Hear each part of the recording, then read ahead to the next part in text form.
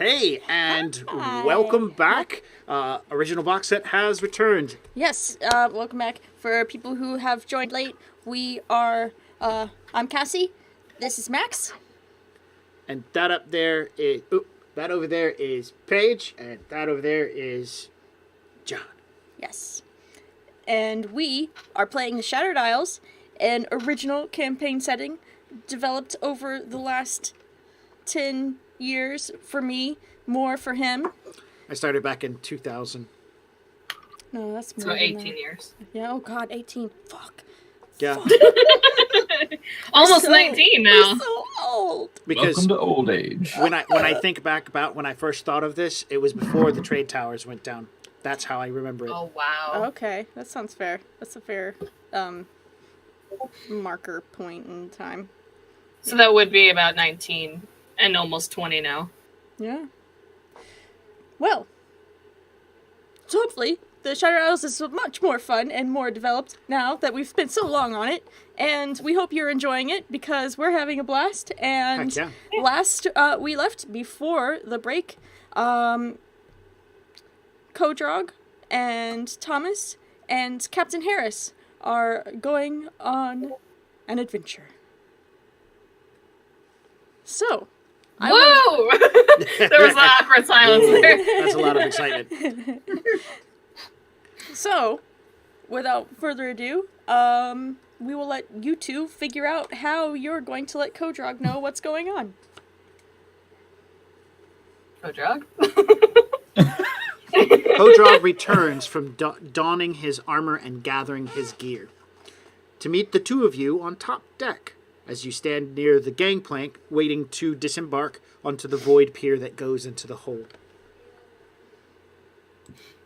Yep, so I've got my, I'm armored, I've got my axe handy, or is it a hammer? It's a hammer. And an Oh, good, we do have a axe. hammer. It's a maul axe. Oh. And my daggers and an inquisitive look on my face as I approach. So, what is all this adventure about? Well, when everything went down and then everybody got sick, Dimitri and I were the only two that actually were highly successful. So,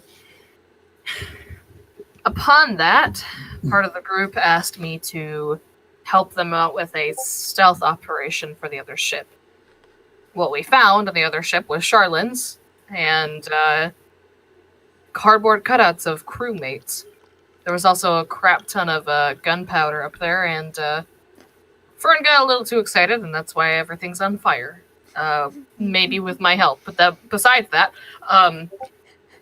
we saw that the princess was on the ship, though. There was her clothing, cloth, part of it, in a barrel, and now we are to take shore and to investigate people in the town and or the crew itself. Okay, so the ship we've been following was set up as a trap with decoy crew members and Charlins, and Fern thought the best plan would be set off the trap? Yes. Excellent. So glad I was able to rescue Fern after that wonderful decision making. I mean, if you didn't rescue her, I wouldn't be rescued, so. That's true, Thomas, and I'll throw my arm up over his shoulder.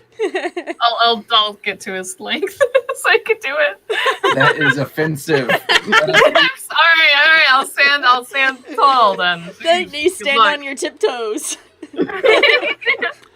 I have heels on these boots, Reach alright? Good midnight. luck. I'm not a child. I don't need you to stoop for me, Thomas. Thomas just kind of gives him this look and goes, okay, well then where are you going to put your arm? Save that for later. Okay. And Kodrog blushes because the captain's there. Yeah, Thomas is kind of doing this thing where he just goes, oh. Like. Well, So now we're going to find the crew of the ship and That, or ask the town folk, people living there, if they know anything. The town folk would probably be far more perceptive and open to actually answering our questions. I think we should start near the docks. Where they docked, that is. Or where they got off, because they're not actually docked to the... Nope, they were in orbit around the hold, which means their boat was drifting near the opening, or at least tied to some other position. But it was just drifting. So they most likely took a small boat to the hold itself. Mm-hmm. Yeah, can I make a memory test to see if when I was on their ship, to see if, like, the side boats or the longboats were gone? No, you don't have to make a test. You would know. I mean, you would have noticed that. Because they weren't anything like... They weren't attached to the ship. And the ship was so small that any longboat would have been noticed. Ah. So... Yeah, well, they were on the ship. That actually proves it. Or helps the case. I'm sorry, continue. Me? Sure. Anyone? I'll totally take it from here. Assuming at this point, you guys are stepping off boat. Yeah. Letting the quartermaster know that you're going on shore leave. Or at least that's what you're supposed to be saying. And so you step on to the void dock, which, as described beforehand, from a certain point of view, it looks like a gray, a wooden tower stretching away from the hold, covered in gray stones, in which you walk down the length of it, with your gray grindstone boots being the only thing keeping you attached to the tower as you head toward the city. At the far end, there is an illuminated light that shapes or is spelled out the word bar, B-A-R, in Dwarvish, of course. And I'm assuming everybody here can at least read some Dwarvish, because it's a widely used language. Yeah, Dwarvish is like the Arabic numbers. Yeah, alphabet. The alphabet and the numbers are used by dwarves, are used by everyone else. So bar it's also probably written in... No, it's probably not written in anything else. No. So, That's does Thomas like... read Dwarvish? He can, yes. Okay, oh, yeah. good. Well, as a reminder, if you have Common as a language, Common is Dwarven. So just replace it. So if you want to speak to, like, humans, they have their own language, and it's human with some dialect to it. So, like, Thomas, you don't actually speak Common, you speak Marseillan. Right. That's your native language. As you walk down the tower, heading toward it, the hold before you is a donut-shaped opening, a crater. The tower sits to one side, and we'll call that our southern point of the crater. And so you're walking down the tower, or down the pier, the void dock, to the southern end of that crater. Surrounding that crater, you can see buildings. And since the buildings themselves, they are built around the edge of the crater and down into the crater itself. You can see most of the buildings are made out of stone, some of the local stone, and you can see that there is... I'm trying to think what else there is. So there's, like, buildings, sidewalks made of grindstone, and you can see people shifting from, like, the north side down to the east side of the crater and whatnot. You can see that they jump off and they float around. There's also pathways to walk around. There's no carts here, horse-drawn carts or strider-drawn carts. It's just people walking around. As you get closer, you can see that on the outer edges of the hold, outside of town, you can see coral and reef-like formations. Man, I forgot the word for those things. It's the opening. It's got the little bits that come out of them. Anemones? Barnacles. Barnacles. Okay. Barnacles. You can see barnacles, anemones, jellies, and a couple other things surrounding the town like a forest. But it's been cleared out where the town is, and they've used some of these shell-like structures to create houses as well as decorations. You get to the base of the tower, and there are doors or hatchways that lead into the bar. And so you could like break off and just kind of drift down into the hold, because the entire base of the tower is the bar on all sides. As you know, you guys could choose to float into the bar, float away from the bar, and head into the town. You can see that the sign itself seems to be a magical illumination of letters. It gives you the sign of where you're going to. It either that or it's some really cool, like, you know, dwarven tech or something like that, because it's a sign that glows. It's pretty cool.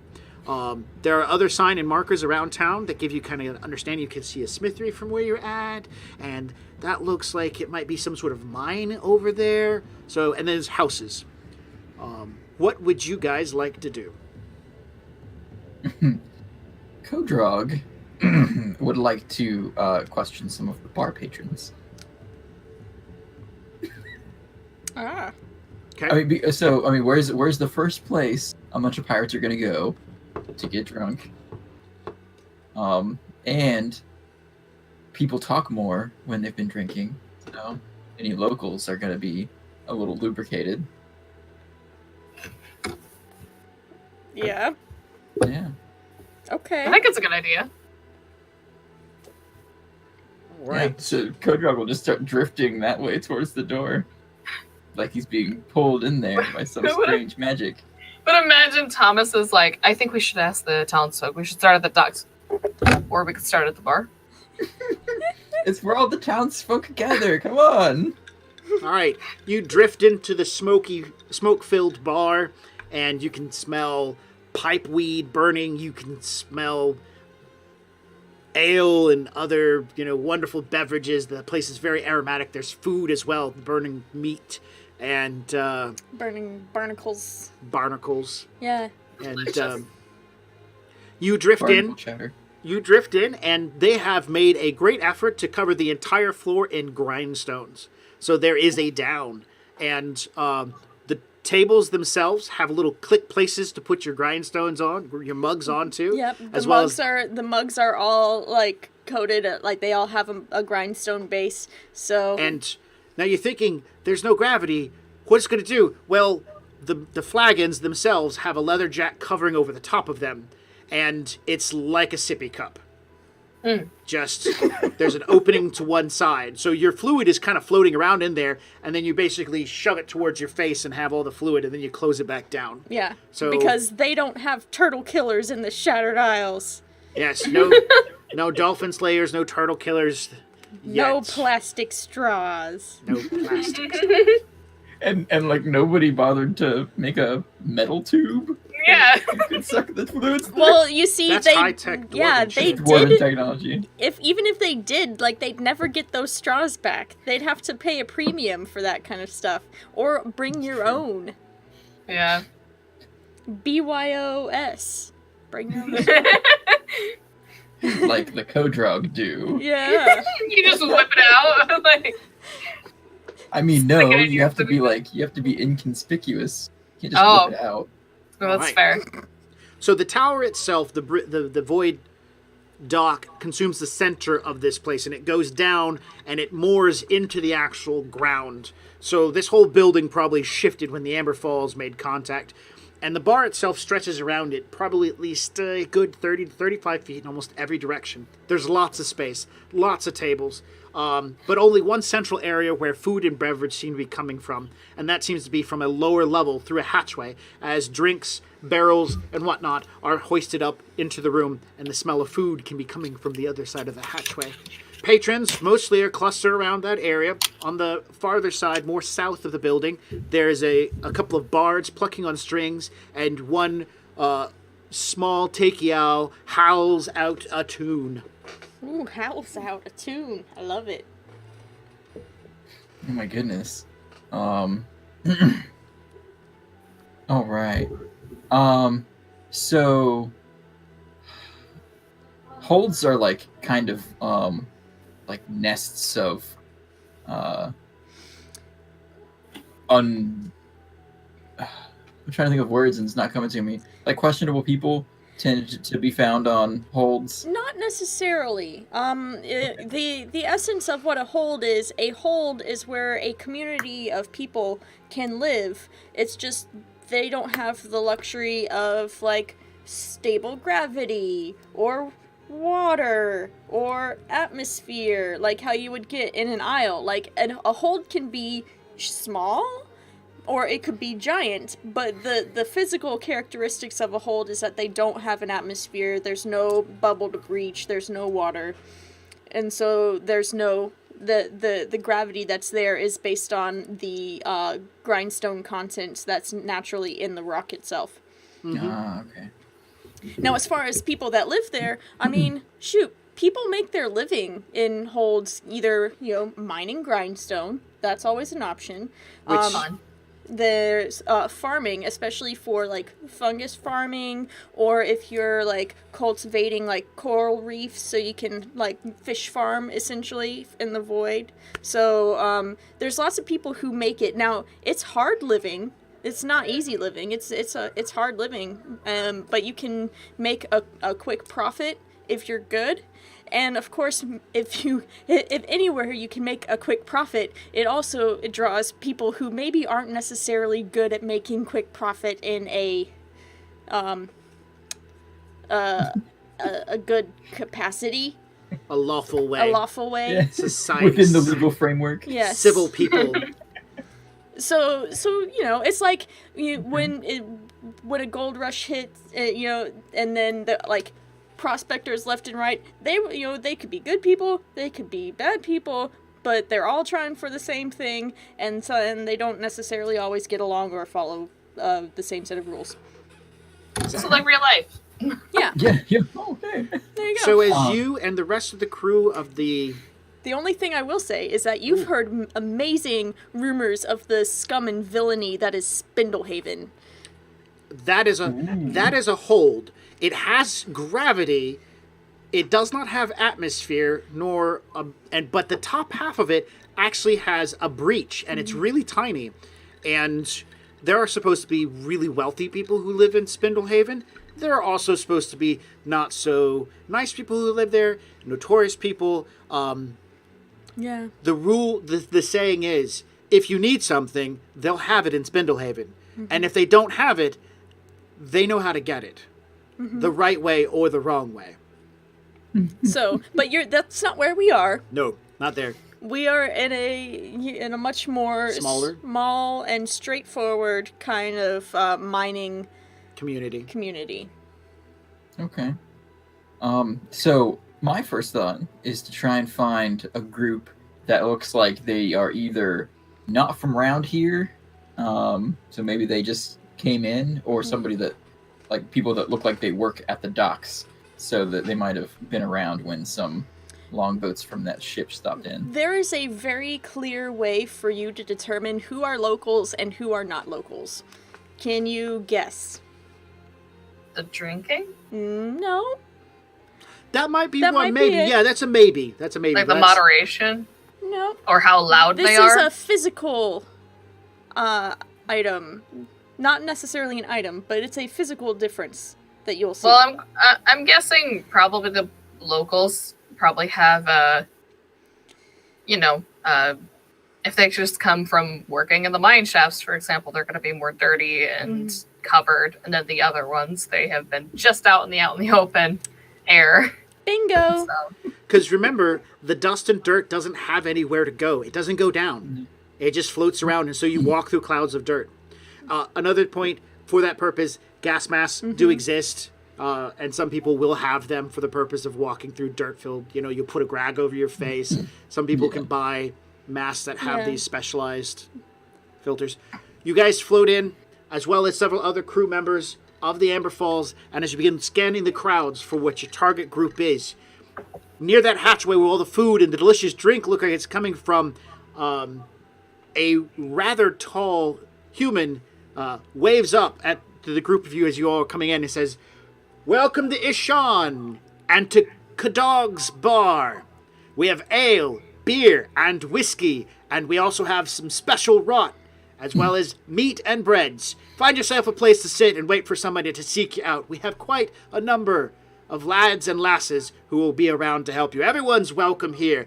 Rules are no fighting. Come on in. And as the next wave of the Amber Falls comes in, he repeats his statement of welcome to Ishan, and this is Kodrog's bar. So after the announcement, Kodrog, without looking, elbows the individual standing next to him to say, they said no fighting, but they didn't say no questions. Good job, Kodrog. So I'm gonna roll one of my 12-sided d6. If it's odd, Thomas is standing next to me. If it's even, it's the captain that I'm elbowing. Oh man, I hope it's even. It's even! Oh my god!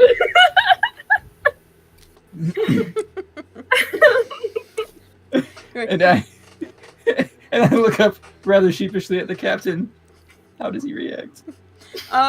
He flashes this winning smile, like what do you call that? A conspiring smile. Yeah. And he no fighting inside.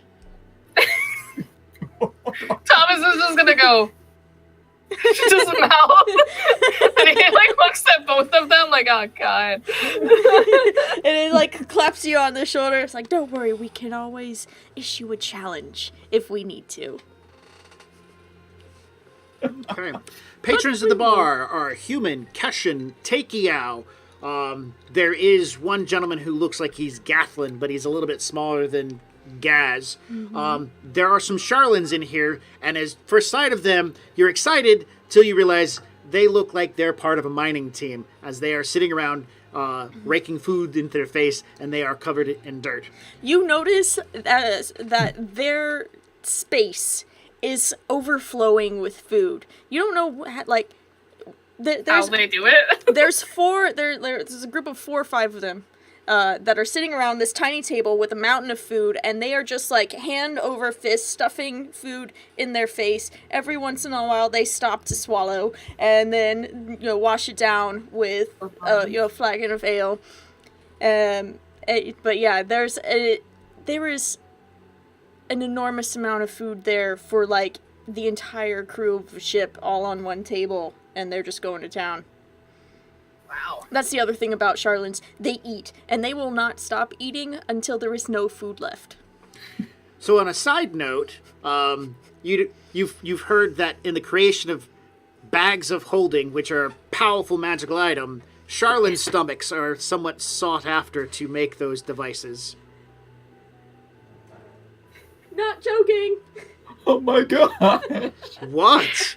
I Magical components are everywhere. Even fun inside fun- you! I have a fun story about that. If you Google actually a bag of holding to purchase, they are real. They exist, and I own one. So hearing that is just 10 times great, because I'm like, oh god. And now you know what it's made of.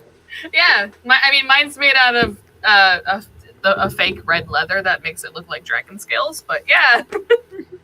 Just kidding, it's Charlene guts. It's Charlene's stomach's great. I mean, that's just one component of several. I just don't want to know what the other components is. I'll take my bag and be off. I'm fine. Like, but yeah, is there? What do we know about the other crew? Do they have like certain colors or symbols? Are they just? You never got that close during the transit to catch up to them to even pick up those kind of details. Yeah, you were able to put out like know what the shape was shaped like. Ship was shaped like. There we go. That's the Ship word. was shaped like. Yeah, there you go. What it looked like. You knew what the ship looked like, not what anything specific looked like. Did they have a flag? No. Yeah. Not anymore. Oh. It's burnt up. Well, I was close near it. Would I have noticed the flag? No. If they had? They would weren't be flying a flag. Yeah, they weren't flying a flag. Was there anything on the ship that could give away what kind of people they were? Or what they wore? cardboard cutouts. The cardboard cutouts were human size. Yeah, I was gonna say, they probably weren't detailed. and when you guys saw the actual kidnapping taking place, they were human-sized people that were doing that. Working alongside of Charlotte's. Yes. What kind of people would work with Charlans? Big boss man people. So look for the biggest boss man person ever. Charlans are the minions of the Shattered Isles. Are there any other Charlans that are in the bar that aren't stuffing their Other face? than the dirty miners? Yeah. No. Okay. The non-dirty people in here seem to be people behind the bar, the waitstaff that are attending to it, the minstrels that are playing, and 3 humans sitting on the north side of the bar. They are dressed in looser-fitting clothing. They have weapons on them, i.e. short swords, which would be a rather appropriate weapon to have on a ship. None of them seem to have guns. They don't seem to be dirty like the rest of the miners. They also don't seem to be drinking heavily, as they just have like a mug in front of them and no food on the table. Perception check and sense motive from you two. Yeah. I'll play too. I was gonna say, are they like chatting lowly or anything? You will find do- out here. I'm gonna do perception first. I can find- Yeah, my perception is poor. It's a 13. Mine But my is. sense motive is fantastic. Let's like my perception 4. I have an 18 on my perception, and then sense motive. Da-da-da-da-da-da. Oh, good. I actually have. sense motive is different, but that's okay. Oh, my dice just fell. He's on an adventure. Yeah. Oh, my sense motive is even better. I have a +3. 21 for All my right. sense motive. Both of you Yeah, I passed gotta- the perception check, was Okay. only a 12, because you know what you're looking for. You guys are smart. Like, the non-dirty people are the ones that are probably we're looking for. Oh, they're the non-dirty people. And they're not drinking much, and they're not eating much, so they're probably poor as well. And I got a 24 on my sense motive, so. Both of you all are Both of y'all? mixing into the I'm crowd. okay. And we're going to kind of apply a stealth here, as you notice that they are actively checking out the crowd Oh. coming off from the ship. Yeah. Okay. The captain they- is not stealthing. He is headed straight toward the... Set straight towards the bar. You start off a good adventure with ale. Everyone knows this. So if you imagine from the point of view as everybody is on the ground doing stuff, from their point of view, people are slowly floating from above down, hitting the ground and walking over and tapping the bar and saying, A flagon of ale, good sir. the tall man turns and smiles. Aye, sir. You look mighty fancy. And he reaches down, pulls out one of the flagons. They have a tray that has grindstone on it. The flagon's already filled. He pops it off, reaches over, and sets it onto the bar in front of you. This place, you can't slide the flagons down. This just doesn't work. doesn't work You like just gotta that. clip, clip. I mean, you clip. could, like, just throw it at somebody if you really wanted to, but... So the captain reaches out for his flagon with his hair, and probably in a ponytail, kind of just slowly drifting behind him. Yep. And his coattails. I don't know if he wears a weighted coat, so it hangs down. Well, if it's got armor in it, I would assume probably. Yeah, so he's got little grindstone weights on the bottom of his coat to help pull it down, so it's not like flowing around him or Yeah, anything. no, he doesn't have, like, the superhero cape thing going on. So... Thomas, on the other hand, Thomas does have weights on his cloak, but they're small. They're small enough where if like a wind hits him, they will move. Like, Okay. Well, I mean, I'm gonna follow the captain. You know, Right. like I guess I didn't know it was that kind of adventure. I hoped it was. So, and I heard they said they had some special rot on order, so that's what I'm grabbing. my God, we have like gruel and shit on this ship, and you get rot for your food. It's special rot. All right. Yeah. As you alight next to the bar, the man smiles to you. Greetings, and he speaks. He's spoken dwarf to the captain, so he'll be speaking to dwarf and to you as well. He says, Greetings, brother. Good to see your kind around here. We only have a couple of drinks that might suit your palate. Special rot and whiskey. Otherwise, we've got some ale. And he'll smile. Got a special. Good friend. Please, allow me to sample your special rat. He'll give a nod. And he'll pull out a tiny little cup and then a moderate-sized cup. And he says, we give this one, and he sets the tiny cup down, to non-dwarves. And he sets the larger cup down. But your kind, he gives a nod. This is good stuff. Is this fine? It's a fair start. I swear to God, if you get wasted on this adventure, I'm slapping you. He leans back to a speak tube and yells into it, we got a dwarf up here. He wants a full flagon of special rot. Send one up with the next tray, please. And a voice yells through the speak tube, aye, aye. Everybody kind of gives a laugh, and the room has those sitting around the bar listening to this and give you an eye. A guy nearby will slap you in the back. He's a rather dirty-looking miner fellow, and he's like, good luck, little guy. I don't think you should call him little. It's not what your mother called me. He will take good spirits in that and laugh. Tom is just sitting there just going, oh my God. Like, he can't believe what's happening right now. I just imagine in that exchange of words, Thomas just goes, Thomas, what are you having? I will have nothing. I'm good. Thank you. But Thomas, you can't just have nothing. We're about to have an adventure. Yeah, He leans into you. All right. A flagon of ale for my friend, please. All right. He will smile as he's doing other domestics behind the bar, cleaning and whatnot. He'll pull out one of the pre-made, tapered-off flagons and set it in front of you.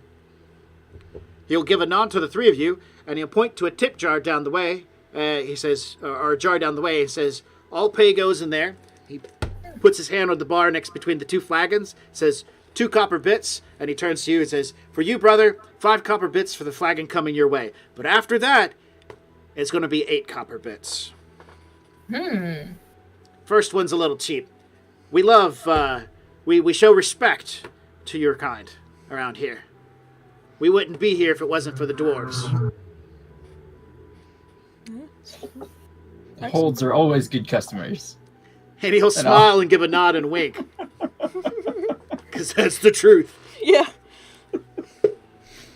Excellent.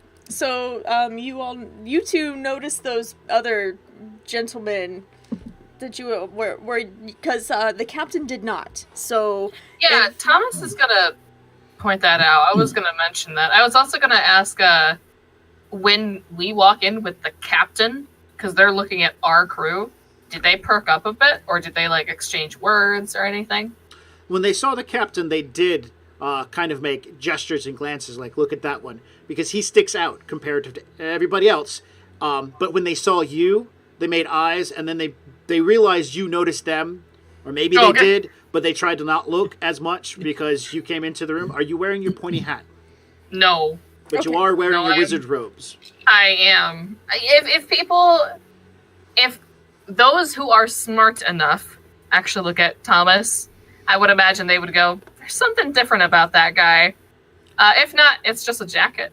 So he does have his blade on his hip. That is the one thing he always carries. But he is he's not as stylish as the captain, but he's well dressed. He's well dressed. So no spell book, no wizard wand, Harry, or a staff with you, an owl in a cage, or a giant moving luggage box behind you? Well, I mean, he had a cat, but the cat's got mange right now.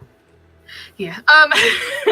No, if I have a drawing of Thomas, and I can't think of details on him. He has a robe. His collar is kind of pop-ish. Yeah, pop collar. Yeah. So you don't identify yourself easily as a wizard. No, it is very like I said. If those who are actually smart enough to look over him and go, he doesn't even have armor under his cloak. Like soft target. Yeah. Okay. So it's either he's an easy target and he's dumb and he doesn't know what he's doing, or there's something else that's different with him. The other thing is his blade is probably like locked in place. Like he is not pulling that thing out. It's for show? Yep. I mean, it's a real blade, but it is definitely for show. I imagine that's a detail somebody would have to actually physically see happen. Yeah. All right. Your drinks are brought to you, and the guy drags down the cup to pay so that you guys can cough in your cash ahead of time, because that's what... Yep. So he's like, you guys cough up. Now, a bit, I'll remind you, is half of a coin. Is it half? I don't think it was half. I think it was a bit was cut into like 4 pieces. Oh, sorry. A bit is 4 pieces of coin. So, John, basically, it's like a coin and a half for your drink. Or 5 bits? 5 bits would be... bits. Yeah, it would So be a coin full and a coin and a bit. And the drink itself is normally 2 coin. I honestly don't even know how many bits I have. You have a lot. If you take a copper coin and cut it into you 4 cut pieces. it into pieces, because Sweet. it's not about the face on it. It's about the amount of rare material: copper, silver, gold. That's fair. And if you need to, most likely you can find somebody who has a pair of cutting shears, or you can find a moneylender who will change your coin into bits. Yeah. Are you allowed to like bit your own coins? Yeah. Yeah. Oh, okay. I mean, you've got to like cut a pretty equal-sized amount though, because people will notice, and if they don't notice, they'll weigh them. Yeah. If they have imagine, a suspicion. I would imagine they're. I mean, I don't want to like assume that your world has this, but I would imagine that coin manufacturers, they would probably put like crosshairs in the middle of the coin, So that either for guidelines for you to cut it or to actually snap it in half. Yeah, exactly. That's what I was imagining too. Some sort of easy way to deal with it. Yeah. Your dog. Sorry, I'm very distracted. Because he's just going in and out of your curtain. But yeah, Thomas will nudge Captain. I was gonna call him Jason, but I don't think that's appropriate yet. But yeah, he'll nudge the captain and kind of do like a head nod towards the direction, but not really looking at them.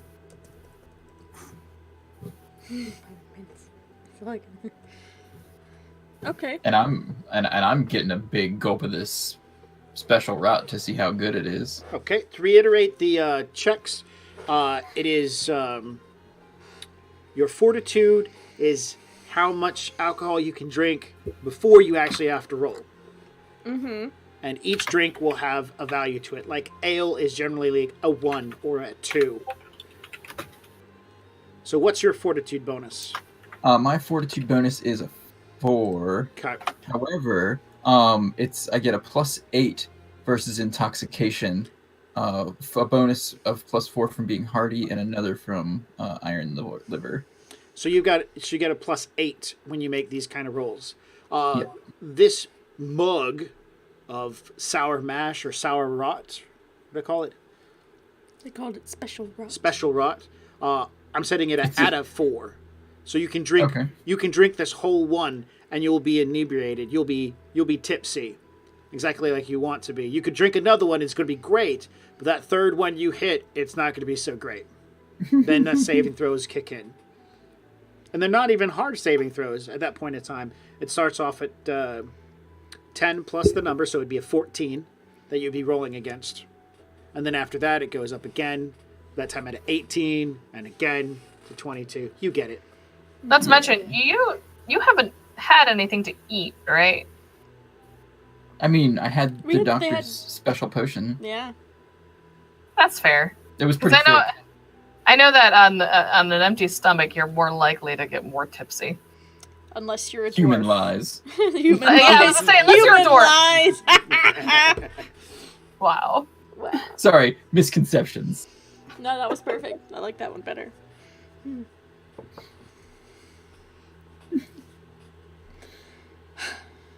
So.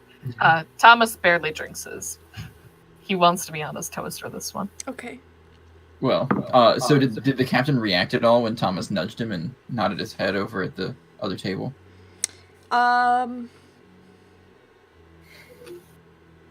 Yes, the captain, if they were looking this way, the captain would stare them straight in the face and raise his glass to them and continue drinking while kind of staring at them. Do they raise their glasses to drink with the captain? I don't know. They're paying attention to you guys at this point in time. That's part of the captain's intimidation. No, actually, They aren't paying attention. they do at the point of contact, eye contact and whatnot. They're kind of like looking around. They see the captain's making contact. One leans to the other. Boise, Boise, Boise, Boise, Boise. And then they both kind of nod and they get up and they're walking out of the bar. Do we follow them? Oh, no, we cut them off. We don't let them exit. I mean, it is a serious offense to not drink with the captain. I think they should know this. You are more fleet of foot, sir. If you could cut them off, we will catch up. Oh, I am gonna expertly navigate my way through with my mug of special rotten above me, like leading the way like a torch. Okay. Do I need to make any kind of like navigation check? No, this is an initiative roll. Oh, dun dun dun dun dun dun dun dun. You got bonus for that one. Yeah, a +1. Where is initiative? In case I needed to roll an initiative. I'll be good at this one day. There it is. So you're rolling against an 11. We're changing the way our initiatives work. Do you want me to roll initiative too? John, you'll be rolling. You roll initiative. And your target number is 11. So you got to get 11 or better to go before them. Oh, yeah. I got 15. Okay. Excellent. So you are able to quickly move from where you're at, navigate the bar quite well, utilizing the lack of gravity and your incredible nimbleness that this juice that the doctor gave you to get to the door before they do. So go for it. Describe it. Oh, yeah. So as they're making their way to the exit, come through like a partition in some of the crowd, and I step into their way and hold my mug up and I say, "Pardon me, sirs. You neglected to raise your glass with my captain. We have taken offense. I'm sure you didn't mean it." I love Kodrog. He's the best. One of the individuals who you assume to be from the kidnapper's boat. Apologies there, sir. I did not mean no offense. I was just stretching me legs out for a quick walk. He gives a wave over to where the captain's at and kind of tips his hat some. Much obliged. Excuse us. And he goes to step around you. Oh, no! Good sir. Can I roll sense motive witnessing this as I'm just staring at Kodrog? He used a double negative. While I'm sure your apologies are sincere, we cannot help but invite you to the bar for a drink. You know, as friends. Another one will say, and it's just part of like an intimidate or a bluff. Or are you just talking to talk? Could be. Let me see here. Do I have? This is the thing that. Ooh, I'm not gonna try and intimidate. Let's do a bluff. Or a. No, there's no persuasion. That's just bluff, right? Yeah. Yeah. Let's see if diplomacy. That sounded like diplomacy. But, I mean, at the end of the day, if you're planning on poisoning them or something, then yes, then it would be bluff. Yeah. No, it's a bluff because I would like them to believe that I'm inviting them over. That's true. But I don't really care if they believe that I'm which my dice heard me say that. Oh, no. Give them little kisses. Give them little kisses. An 8 on my bluff. No, I said it. The sense motive is 10. Yeah. He'll say, "I've given you the dues. I've said polite things for your captain. Now, if you don't mind, we're going to step out, stretch your legs. Excuse us, sir." And they attempt to step past you.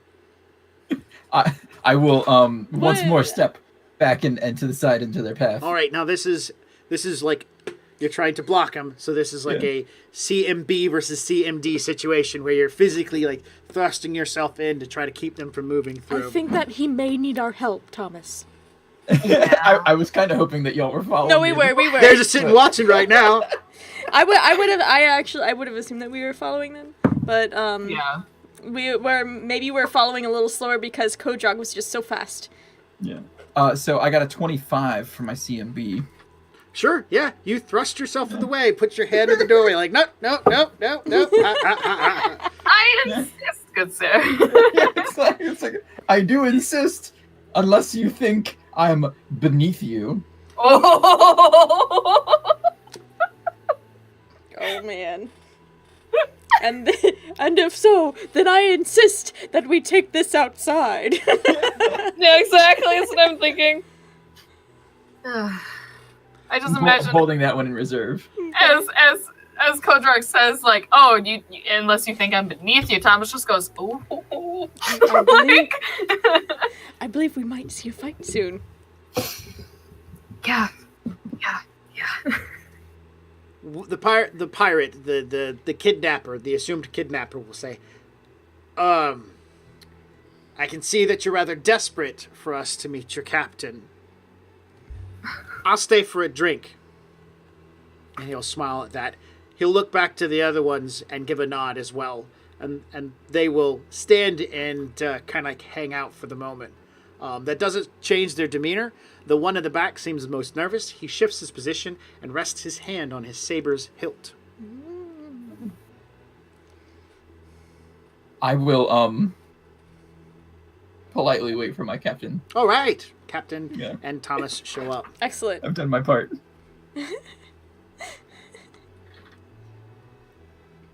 It's you guys. Yeah. Oh, good. I'm so glad that Kodrog was able to catch you before you left, so I could greet you in person. One of the individuals says, "And the honor is all mine, sir. I speak for me and my shipmates that we are glad to have met you. My name is..." Oh man, this NPC doesn't have a name. I'm going to reach out to our audience. He is a human, so he should have a close to human name. Give me a quick shout out so I can give this poor surly individual a name for as long as it needs him. For a second, I thought his name was Oh Man. Me too. I was like, that's okay. That's an interesting name. So, yeah, the captain will smoothly transition over to asking, which ship do you hail from? Miles? Miles it is. I like it. Perfect. Miles. I always like that name. It's a good name. This is my cousin, he points to one individual, Skeet. And that's our longman. He runs the sails. We have a small fishing village not too far from here, and we sail between the two to bring guts and meat. All right. A real sense motive on that bullshit. Of course. Is there like a when he says that we have a small fishing boat, I want to inhale deeply and try to smell the scent of fishermen. I don't know what role that would be. Perception. You just That's not creepy. Just stay real close. Oh man, no. I got an 18 on my sense motive. His ability to bluff taps out at a 15, so... Excellent. And I got a 14 on catching ode to Sniffing? fishermen. A 14 on sniffing. He has a bit of a fishy smell, so maybe? Okay. Maybe? Plausible. You don't feel his statement was too full and coming? Okay, so yeah, that's, okay. So the captain didn't necessarily catch the, any kind of bluffing, but, he critted on his bluff and is like, I ask because we are recruiting riggers, and I didn't know what kind of experience you had. And I'll say, and it's a good paying job, and I'll hold special rot and take a big swig of it. Okay. The one who's Miles, who's been speaking the most, will look over his shoulder, and the one Skeet kind of like taken back, like, wait, this is a job interview? It is now. He's looking for his resume. Just my shirt. I didn't realize this was happening. You know, because if the captain gets them on their side, on his side, then we don't need to worry about, like, you know, unless they as far as the captain's concerned, like, any of the crew is just doing what the captain tells them to, so, you know, it's not their fault that, you know, some asshat of a person that they've either hired or that's their captain is telling them to do all this bad stuff, because, you know, a mutiny could go very wrong. So, he's under the impression that, you know, if he can win them over to his side of things and they're honest about it, then hey, we could always use more riggers. Okay.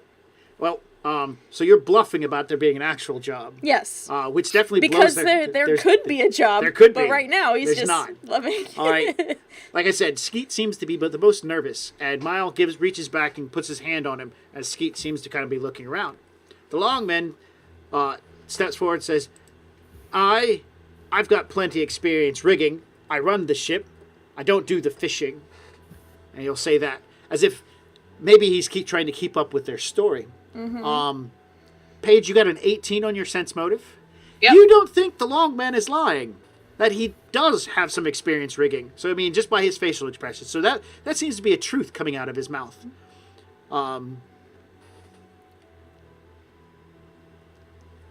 Miles will say, that's fine, but we already make decent pay with the work we do.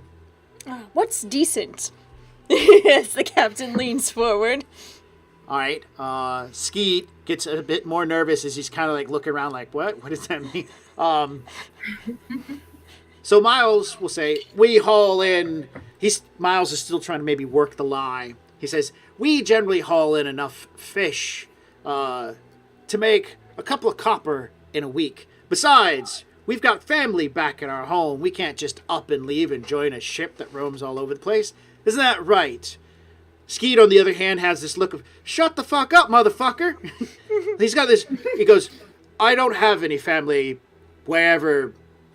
And Miles gives him a rather dirty look, like, you know, at this point in time, they're communicating a lot between the two of them. You can see that Skeet is liking the idea of a job improvement. And the Longman as The Longman seems to be staying neutral at this point in time as he sees that there's some, like, disunity in his party. And he's trying to pick out which side he wants to be on. The discomfort is obvious, right? Yeah. Mm-hmm. Like, I don't need to make a roll to sense that they're having some disagreement. Yes. In front of us. Yeah. Yeah. So I'm gonna like lean over towards the Longman and say, and they even put away some for when you're injured. You mean insurance? Help. Insurance and pension. Insurance Also and benefits. pension, the Longman will say. As soon as he said that, Skeet goes, yeah, fishing sucks. I would love a great opportunity. I've worked rigs before. I've worked the lines, right, Longman? And the Longman goes, yeah, he could pull a line. Miles goes, but we've got work.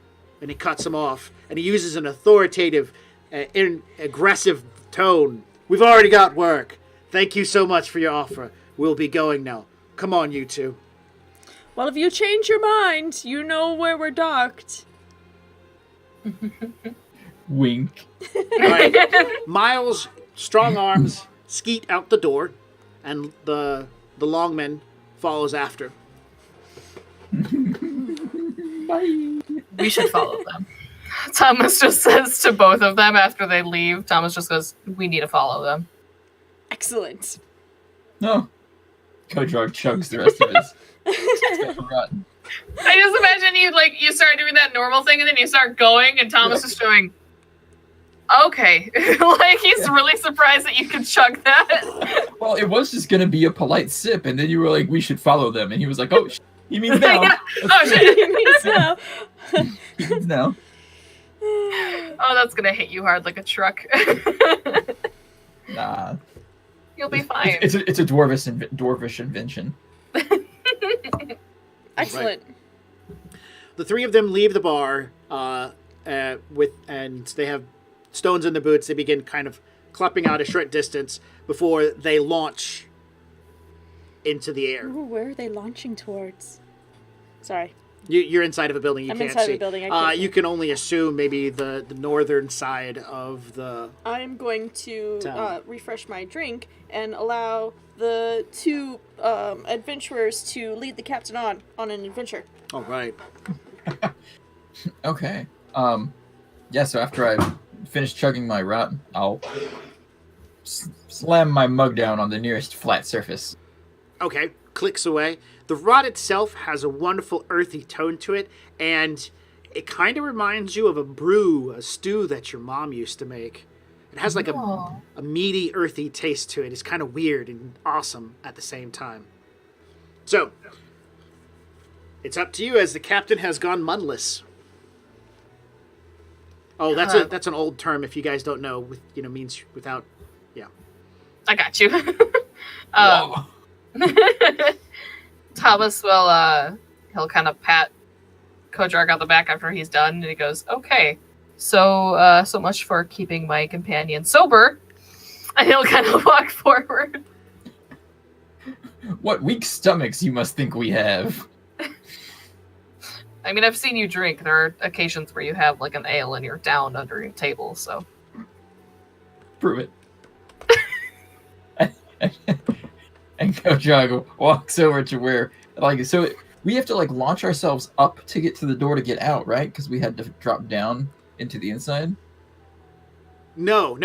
So the roof, which has the dock that go through it, has hatchways, doorways, and then the walls on the northern side and the northwestern side have doors that lead out onto the hold itself. Nice. So yeah, I'll start heading towards the doors on the north side then. Sure. And I'm gonna try and intentionally walk in a straight line to show Thomas that I'm not drunk. Okay. great. Look what I can do, Thomas. Do you actually do it? It's like, do you make it? Is it acrobatics? Is that what I'm doing? No, you don't actually. You never reach past your intoxication, so you're not drunk. You're not enabled to do things. So walking in a straight line doesn't require a roll. You guys, so you're stepping outside? Yes. All right. Definitely. So from where you're at, if you've ever played the video game Halo and you look up, you could see the big halo stretching in the distance. This is sort of like it, but you can basically see the ring of the town stretching above you in both directions, so you can see it to your immediate left, and then it goes all the way over to your immediate right. And then you can see you're looking at the base of the tower that stretches out, and the Amber Falls is attached to the tower, and right from where you're at, you're looking at the back end of the Amber Falls. So you can, from here, clip off and leap in a direction toward the north side or the east side or the west side of this city. Is there any way to see which way our three new friends went? Oh, yeah, you can see that they're drifting toward the northeastern part of the city. That's also the same place where it looks like the mine entrance is.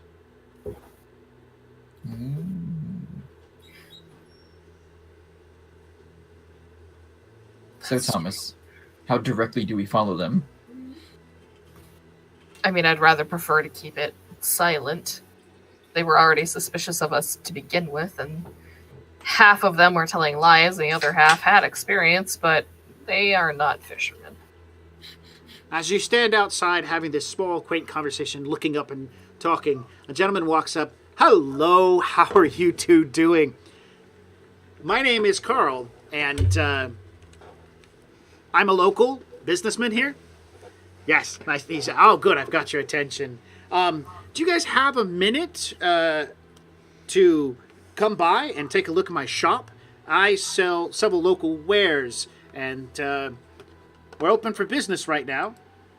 I like to trade and sell with people who come to the aisle. And he'll smile. Question, sir. Yes. Do you have any information on the possible whereabouts of the crew of the ship that exploded? Because that is a ware we're willing to pay for. What? There was an unfortunate accident, and thankfully, most of the crew was able to escape on smaller ships and come to the hold. However, the rest of the ship... Oh, man. I've been in my office for a lot of the day, and it's now my chance to get out and walk around. So, I mean, I heard the explosion. It got me out, and I saw that big old ship right there had a bunch of crew get out, and I'm assuming you're part of it. You don't look like the rest of the miners and farmers around here. He doesn't either. He's dressed in decent-looking clothing, button-up shirt, and he looks clean except for around his boots, which everybody's going to look dirty around your boots. I honestly haven't been watching the ports too much. My wife, on the other hand, that she's a woman about the town, and she likes to talk to a lot of people. There's a possibility. I mean, if that's what you're looking to buy, she might know. Yeah. Why don't you come into my shop and meet her? I'm gonna roll sense motive on this guy. I don't trust this guy. I don't trust anyone. Feeling an inquisitor. 19. He's a salesman. He wants you to walk into a store and buy shit because he's trying to make money. But that doesn't mean that he's not telling the truth. He could be telling the truth that his wife is a snoop and other things. True. I mean, and any good salesman knows that information itself. So, we'll go down this street, and it's to the left. You can't miss it. The whole front of the shop is open. We sell staple goods. It's a general goods store. Maybe if you know somebody who runs the ship, you could talk. We have lots of rope. Or wait, no, you call it something else. But we've got it anyways. I've got to go see other people, new show-ups, and see if... Anyways, thanks for stopping by. And he walks into the... immediately starts talking. So he's scalping for customers, basically. Come to my store. As he's pitching to the other two, Thomas is kind of like, yeah, okay. And he's looking towards the other three that they were actually going after. To keep an eye on them. He's not going to have any distractions. Okay. I mean, I'm curious what wares he has to sell, but he's already walked off. I'll look towards the captain. The wife obviously knows more than this person. He brings them into the store, and she makes the sales. I'm positive that at least one or two of the gentlemen that we spoke with will return to the Ember Falls once they can get away from Miles. If they can. If this crew is as cutthroat as kidnapping a princess, I'm not sure they would just let anybody just leave. It's very rare that a crew will be all on the same page all the time. Trust me. Yeah. I'm a captain. When is Larry ever on the same page as anyone? I said under my breath, but too loudly. Oh no. I mean, Kodrog does have a point, but besides the point.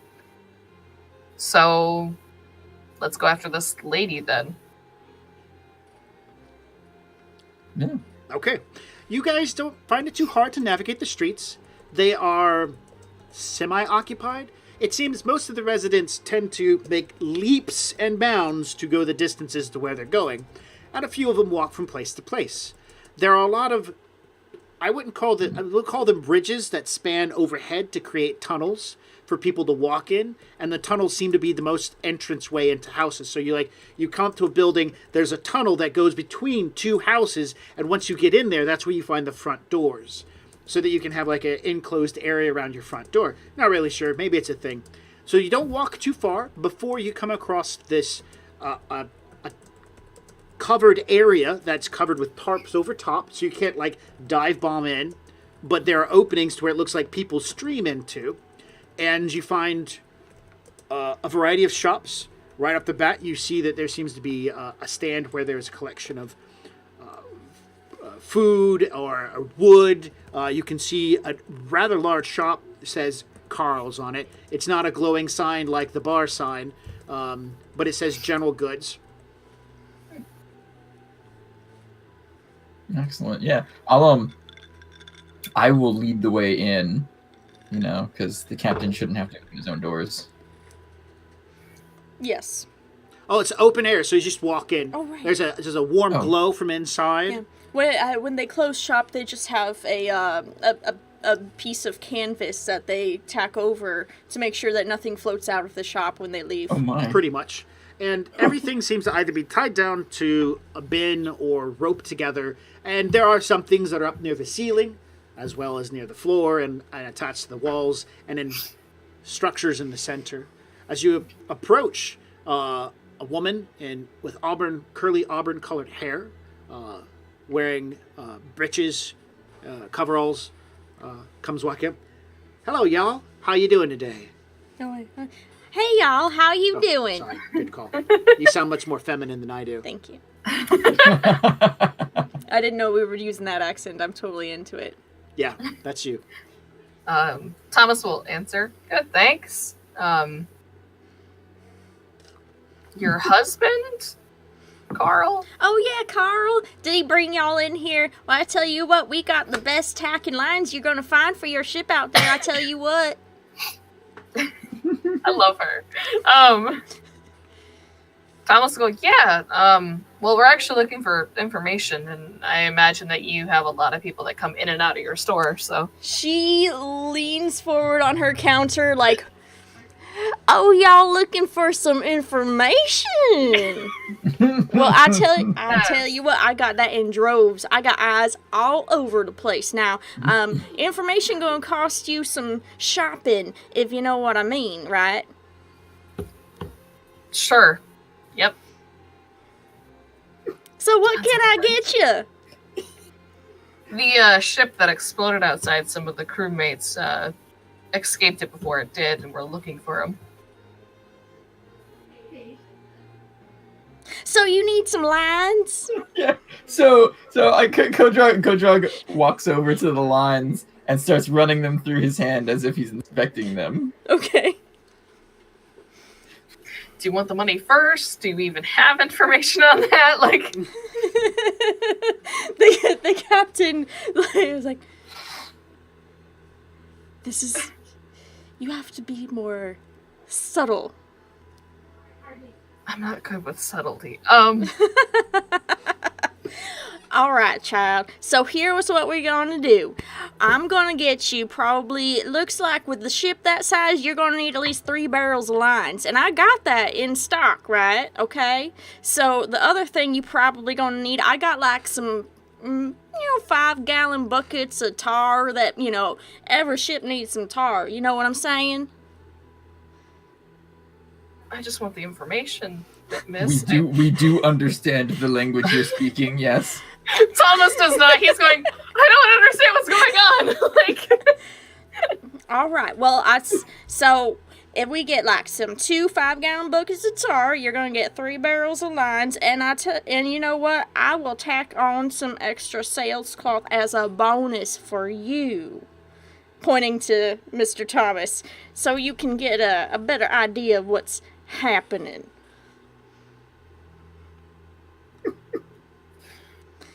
Unless you just want to make it a blindfold to put over your eyes because you're blind as a bat when it comes to talking and buying. I usually when I have to buy something, I just walk into the store and buy it, and I don't usually talk to people. Oh, sugar. You gonna learn today. Great. She goes over and she canvasses the door. It's like, I think that this calls for a private sale. What do y'all think? That I understand. Yes. I think the ship might also need a cask of wine, Captain. Thomas is okay with that. Thomas is like, I think you're quite right. Wine is good. Red or white or both. oh, red. God, Red. I mean, I am a fan of a nice rosé, but I mean, ooh. dwarvish invention. Oh, y'all are just so silly. Oh. I love that the dwarf in our group is like, oh, give me that bubbly. Like,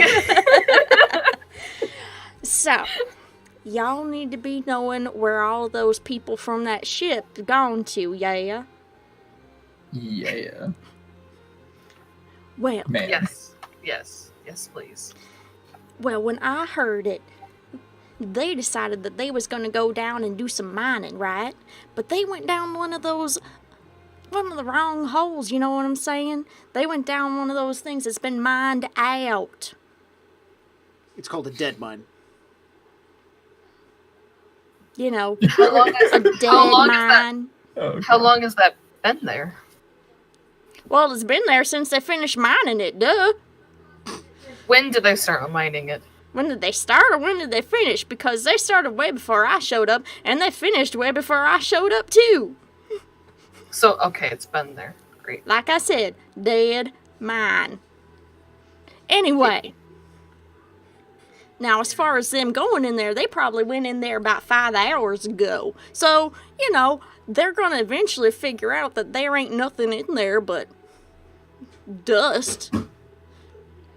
And probably some shrooms and shit. You know, the usual. I guess if they're looking for shrooms, they might find some. But, I mean, other than that, like, I don't know why they would be going in there.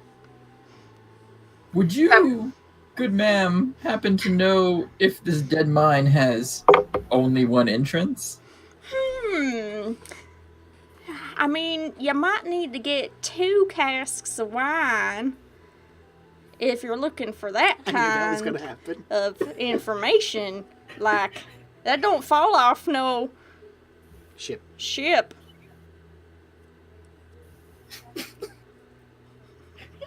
Kodrog looks to the captain. The captain decides instead of, pursuing this haggling bit, takes a coin purse out, weighs it a little bit in his hand. It bounces slightly, but enough so that she can hear the jingle and So he feel the weight. tosses up and then grabs it.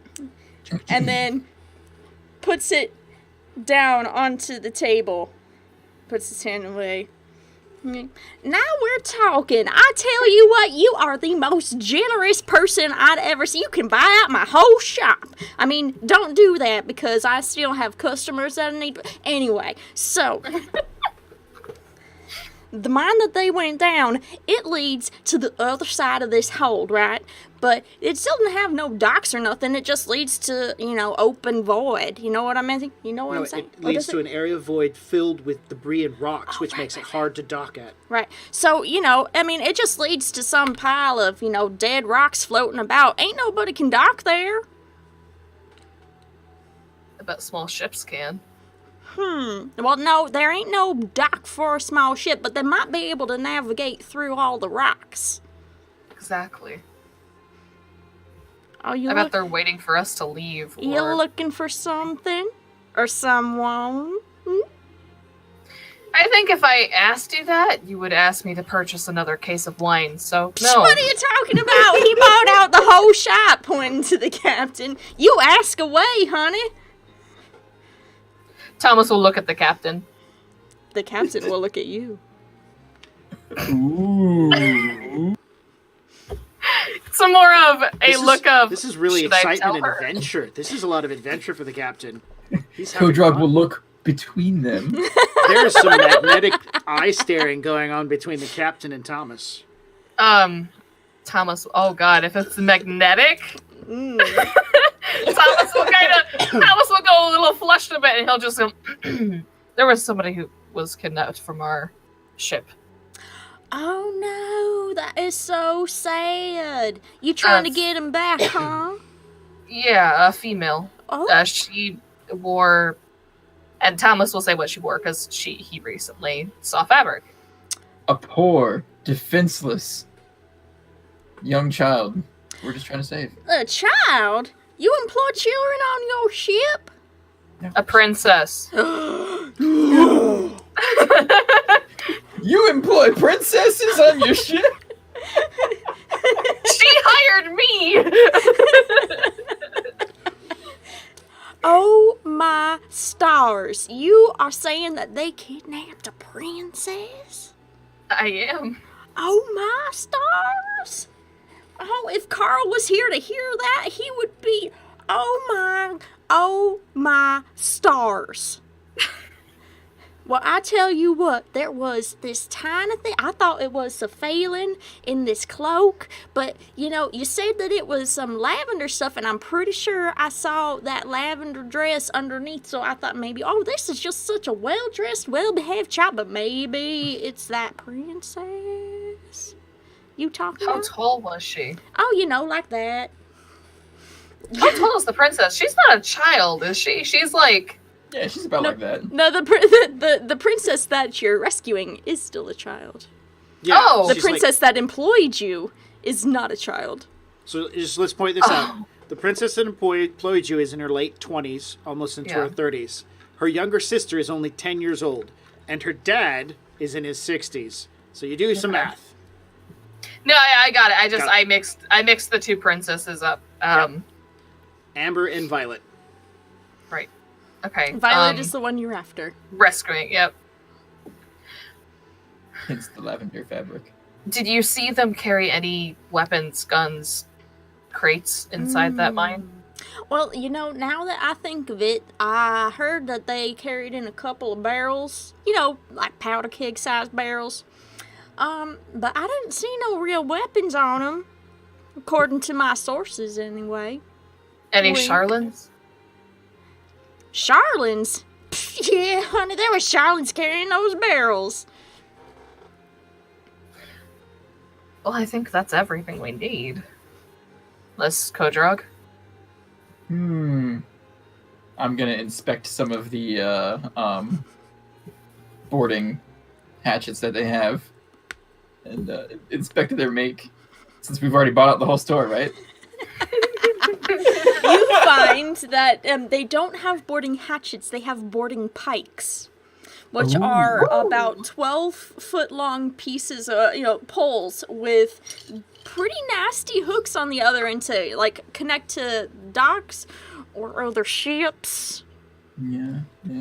Or people if you really wanted to reach out and touch someone. You could. Yeah.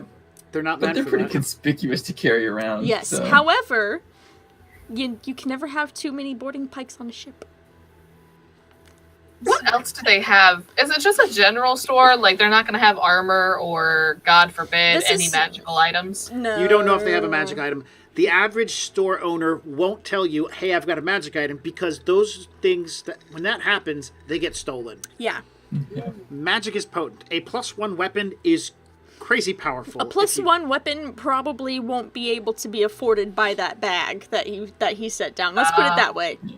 Okay. Magic is rare.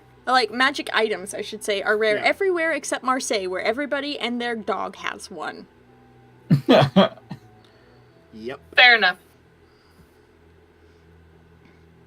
Nice. So if they have a magic item, they're probably holding on to it as a contingency retirement plan. That's fair.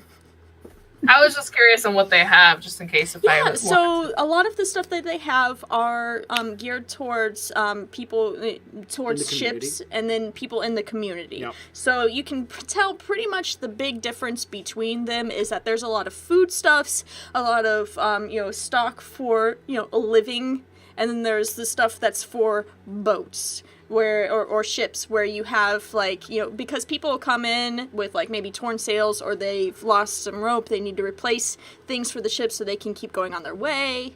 So they have those, and then they have the stuff where they basically trade a lot of times for goods that'll be sold to the public kind of thing. Right. So One of the things you don't see in here is a lot of mining equipment. correct. They don't have that. They do have shovels and maybe spades, but they don't have a lot of mining equipment, digging equipment, light sources and stuff like that. They have candles. Mm-hmm. So, I mean, the shovels aren't for digging. No. In mines. They're for, moving dirt. Mm-hmm. They're small. They're So- trowels. Trowels. Kodrog is gonna pick up like a sack of like big dried funguses or something, fungi, and say, I'm gonna bring this back for Cookie, so at least we know one ingredient that goes into the food. There you go. You take what you need, except for just one at a time. This stuff over, and she points, this stuff over here is for the, locals. You can take a little bit, but if you want to take some more of that stuff, you go right ahead, pointing over to like the barrels of lines and the tack nails and stuff like that. So by now she's picked up the pouch, opened it. Yep, and she's counting. She's not. No, she's just digging through. She's not pulling those coins out because she's like, hoo hoo hoo. It's not silver in there, or copper. Yeah. Thomas will look to the captain as Kodrog's picking up mushrooms. Now, if you want, all you gotta do is tell me what you guys want, and I will arrange to have it taken back to your ship, so you don't gotta carry nothing. Ooh. Side note, Palmer, I loved Birthright. It was, I thought it was good. I'd love to see more by it, but back in game. Thomas will. I think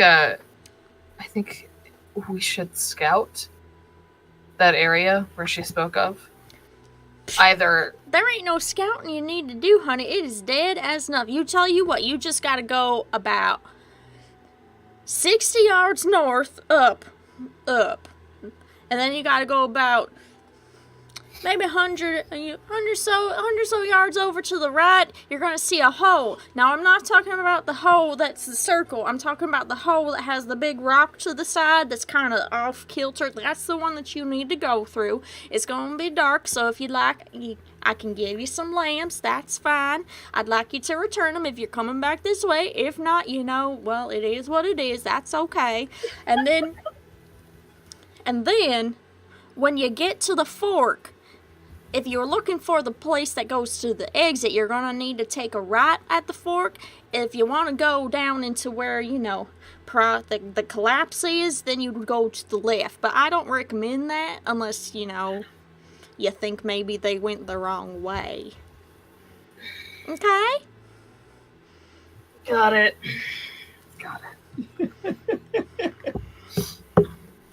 Yeah. So, Let's see. I think we just need the 1 sack of mushroom, the five barrels of lime, the couple few jars of tar, and wine. 2 casks of the rosé. I'll tell you what, since you're so cute, I'll give you 3. Oh my god. Looking at Kodrog. Why, thank you very much, Mrs. Carl. You can call me Janet. That's when Thomas just goes, oh my god, like out loud. All right. So you guys get a chance to write up a receipt. As the bosun's mate, it's your job to make sure the receipt looks accurate. How much is going which way and how much... Not how much money is being spent, but the receipt has everything that's supposed to be going to the ship. So you can share it with Maria, and so you guys can keep track of everything that comes aboard. You do that. Go ahead. Thomas will start writing it down, and then she's like, oh, I'll give you 3, and he just scratches out the 2 and puts a 3 next to it. You get that taken care of, and it's now that it's time for action. If those guys have went off toward the mine, the 3 of them in question, that brings up more thoughts of what happens next. Mm-hmm. If they were left behind to watch for stragglers, or maybe they're gone to warn somebody, what do we do now? What do you do now? Well, I think we send the Amber Falls around the other side of the hole to blockade the other entrance, and we send a crack team through the tunnels to make sure nobody gets out that way. And then we question everyone. We could cut them off. Okay. I like it. So, I think we should do it fast, Thomas will point out, because we probably spent an hour just buying mushrooms and wine. We bought information, Thomas.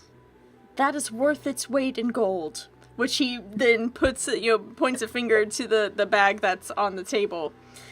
Yes, And it was very helpful, but what I'm saying is we're spending a lot of time here.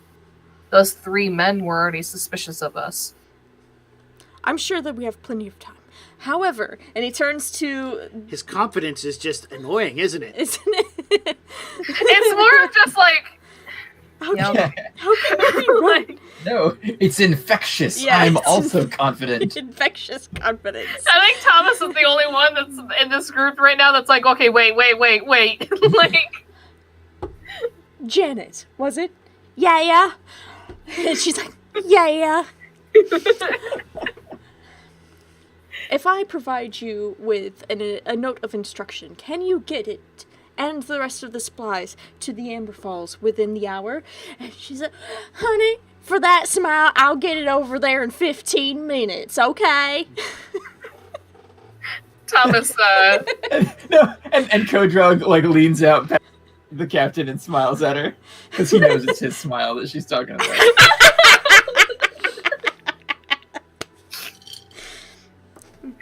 So she whistles, and she, like, has this whistle, like, she doesn't have, she whistles, like, you know, I can't do it, I don't know how people do it, but whatever, it's super loud enough for everybody to be like, you know, in their ears, and, you hear, like, somebody running in from the back, like, and you hear a door, like, or something that, like, hits the side of something as it's opening, and then you see, like, these 2 smaller Carls running in.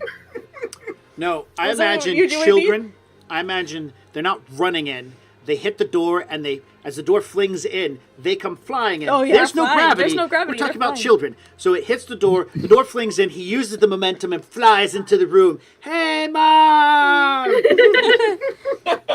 Show some respect for our guests. He does a flip and somehow is able to make himself land on the ground. Kodrog, that was an amazing trick. You just watched this kid change his trajectory. It's like, whoa, you can do that. Kid's got potential. The other one comes plodding in pretty quickly. I need y'all to gather up all this stuff. You see this list? You need to get this list over, and I need all of this stuff. Get George, get Stefan, get Stephanie, get all y'all over there and get this stuff to the ship and this note. You got the note, Captain? And well, yes, here we go. Yes. So he gets his pen out and he's making this quick note and sitting over, just like, and hands it over to the lady. He's like, all right, don't you even look at this. You understand me? It's like, Yes, Mom. if I find out you've been snooping on other people, you're gonna get a whooping. I would never do that. That would be Shirley, one of the other children that you have produced. And that's why I'm not giving it to her. You got me? That's right, because I'm your trustworthy NPC child that doesn't have a real name. You named everyone else except for me. I will now throw it away. I love that kid. Well, Yes, now I am one of your kids that you have produced. Like, like he's not. Oh my god. He's pretending to be an Uteran. That's how they talk. Yes. I know, but still. Right. Okay, so yeah. Yeah, they That's will gonna make be effort. arranged. I mean, you paid, the captain paid gold pieces to make this happen. Yeah. You don't know that, but now you know that. So these kids, and there's at least 7 of them, come in, all wearing the same kind of outfits, begin gathering stuff, being instructed by what seems to be the oldest child to move the material. The great thing is, like, one of the smaller kids comes up to a giant bucket of tar, and even though it's like 40, 50 pounds weight, just picks it up, begins pushing it through the air because there's no actual weight. Yep. And so they begin filing all the stuff out. So, yeah, at this point, we're a little over. We're gonna be calling game here shortly. At this time, you all have convinced this nice lady to share a shit ton of information with you for money, and arranged to have the Amber Falls not only provisioned more, but to make its way over to the other side of the hold in order to prevent anyone unsavory from leaving. So that means the 3 of you will be adventuring through the dead mine to try to stop them from coming back this way, right? Because that's what the captain is excited about doing. Yeah. I am also excited and confident. Thomas is worried, but is confident in his skills if anything should happen. Just calculating experience points that I owe the players. Gotcha. So, excellent. Great job tonight, everyone. Yeah, I liked I loved the role role-playing. play. That was really freaking great. So thank you for that. As always, it's great, but it's extra great because both of you are here to partake in it. So I was very happy with everything. I was too. I think it went really well. I really enjoyed the interactions with the audience. I love you guys. You guys are pretty awesome. With that, coming to the end of this, I have been a bad game master. We both have. Well, it's mostly my responsibility. I don't do numbers. I'm just saying. Anyways, I haven't given experience out for the last 3 game sessions. There's been role-playing involved as well as some fight scenes and recovery points, and it's been pretty tense. Mm-hmm. So, I'm going to give out 750 experience for the last 3 sessions, and I want to give out more, but Jon missed one. And so, but because Paige did a lot of really great role-playing, and then there's this session as well, so I'm just going to round it up to 1,250 for the 2 of you. For the last, even though Jon wasn't here last time, he had a good reason for not being here. He was off with his wife, In doing Alaska, wifey things. doing Alaska.